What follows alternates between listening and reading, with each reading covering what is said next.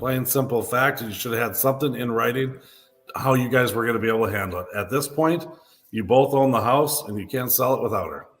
And you might hang on to it for the next 30 years until that mortgage is done or until she's ready to be able to sell. Fact. You can't force her to do nothing, And if here's the other great thing, she can stop paying. Stay paying her half of the payment and you're going to get stuck with it and you're going to have a bad credit rating.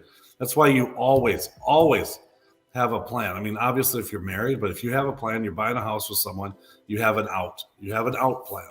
What happens if this does happen? No one wants to talk about it because we're so in love. It's going to be the greatest thing ever. But it happens too many times. And so that's the first thing I talk about. And it's uncomfortable, but that's what your agent should be doing. That's how you protect each other, and it's uncomfortable to say, you know what, honey, I don't really trust you. So we have to be able to figure out a plan how we're going to get out of this. Oh my gosh. It's like a prenup agreement. I mean, it really is. Exit strategies are the most exciting thing to have when you're trying to exit. And when you're amicable, it's easy to write them because then you're very fair with each other, aren't you? But I'll tell you one thing.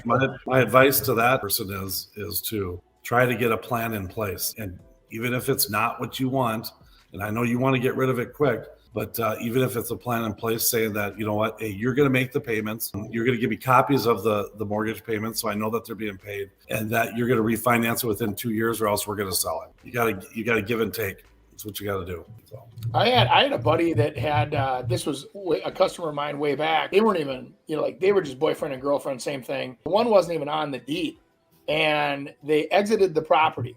So the one they quote broke up and left the property. Well, then there's tenant law that came into place with her, even though she wasn't on the title. She was on the mortgage.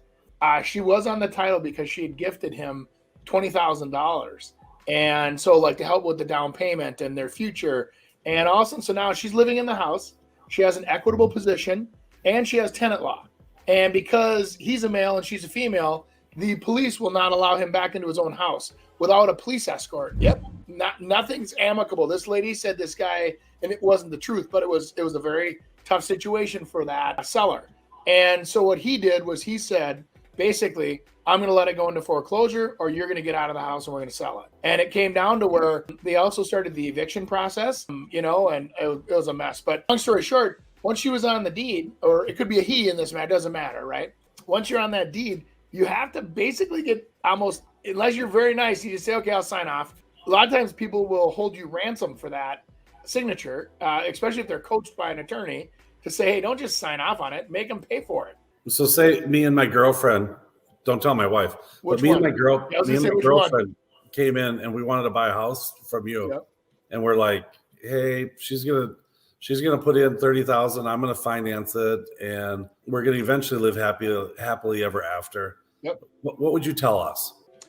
So you have a girlfriend. She wants to also gift you money to buy the house.